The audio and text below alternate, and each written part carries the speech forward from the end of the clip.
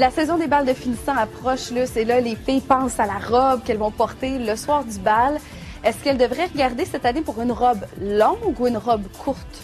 En fait, les deux sont bonnes. Avant, on avait plutôt le long et maintenant, le court est accepté. Donc, on a de superbes robes qui sont magnifiques. Entre autres, on est au château maintenant et je vais te dire que la collection 2011 est fabuleuse. Ils ont sorti des couleurs qui, normalement, on sait que le noir est classique. Entre toi et moi, c'est sûr. Sauf qu'ils ont sorti un vert qu'on voit rarement dans les collections de robes de bal, entre autres. Évidemment, on va retrouver les rouges qui sont extrêmement intéressantes. Évidemment, aussi, il va y avoir des beiges. On est allé chercher des couleurs plus douces aussi, ce qui nous amène à des couleurs plus vibrantes, évidemment, dont, entre autres, les couleurs de turquoise, de mauve et de bleu. J'adore ça.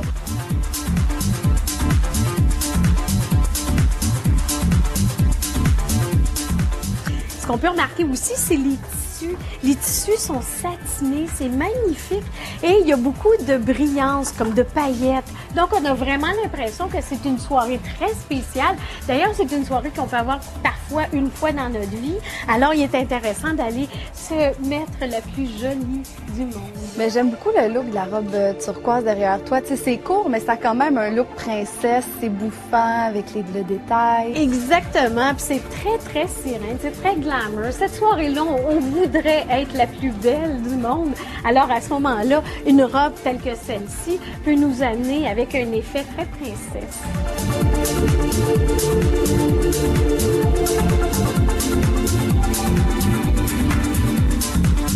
Quel accessoire on agence avec nos robes? OK, ce qui est très important, il y a deux choses. D'abord, on peut aller du côté du... S'il fait un peu frais, on peut se permettre d'aller chercher un petit boléro de cette façon-là. Donc, ça nous permet d'avoir les épaules cachées. Parce que si on remarque, il y a beaucoup de robes sans bretelles. Donc, ça nous permet d'être couvertes un tout petit peu. Les chaussures. Là, on peut, du fait que la robe est courte, on peut avoir des chaussures qui sont vraiment glam et in. Et regardez-moi ça. Avec toutes les pierreries, c'est magnifique. Et ça, c'est un beau talon haut. On voit le détail du talon, c'est superbe.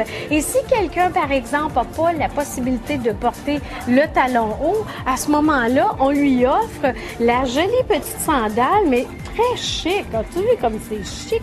Avec les petits détails, les pierres, c'est très beau. C'est magnifique. Écoute, j'aime beaucoup.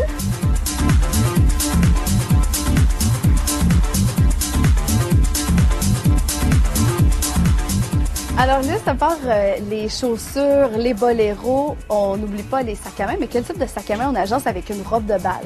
OK, ce soir-là, on oublie le sac à dos, le gros sac, le pochon qu'on appelle, mais on va plutôt du côté du petit sac de soirée qu'on met sous le bras ou qu'on traîne tout simplement dans la main, qui est magnifique. Regarde ça, c'est beau, c'est tellement beau.